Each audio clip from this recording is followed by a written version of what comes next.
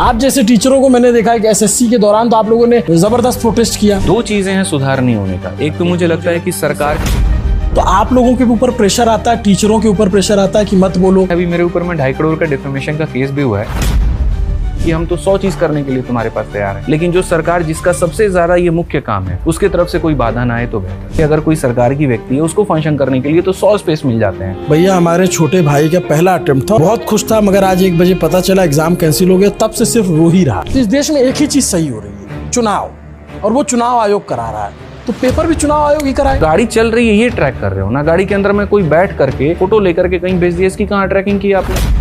Doctor भगवान का दूसरा रूप होता है, लेकिन अगर ऐसे डॉक्टर चले गए जिनको पता ही नहीं कि कौन से नस में इंजेक्शन देना है, तो वो तो जीते जी व्यक्ति को मार डालेंगे।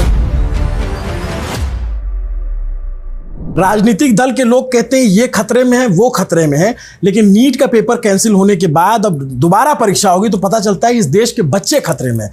वो बच्चे जो सालों तक एकदम टकटकी लगा करके तैयारी करते हैं। 22 लाख से ज्यादा बच्चे जो पेपर दिए, जो अपीयर हुए, तैयारी करने वालों को छोड़ दीजिए, जब पेपर कैंसिल हो जाता है तो उनके ऊपर आघात होता है। जो बच्चों की आवाज बनते हैं, जो मुखर होते हैं, जो सिस्टम से सवाल पूछते हैं, हमने देखा बीते दिनों जो आंदोलन करते हैं, जो लड़ते हैं, सड़कों पर आते हैं, ऐसे ही बहुत ही मुखर और बहुत ही कमाल के टीचर आदित्य रंजन सर हैं। स्वागत है सर। धन्यवाद सर यहाँ बुलाने के। एक और पेपर लीक हो गया।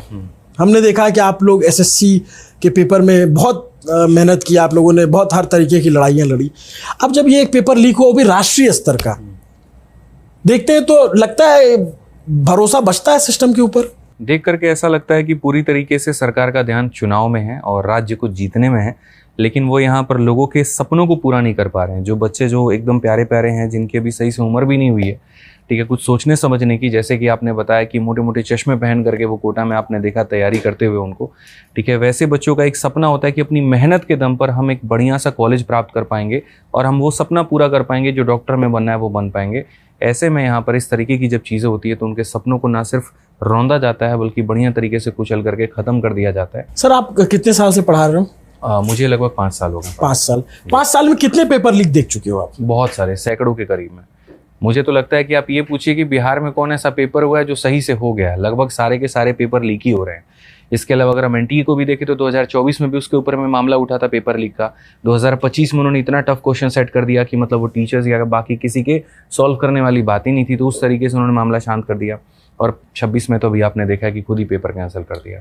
आप लोग को लगता है कि ये कभी सुधर सकता है कि पेपर लीक ना हो? क्योंकि इससे बड़ा तो कोई क्राइम ही नहीं है ना। फिर आज के समय अगर आप देखें तो जो सबसे बड़ा मध्यम वर्ग है उसका एकमात्र उसके पास में एक ही हथियार है मुख्य धारा में आने का।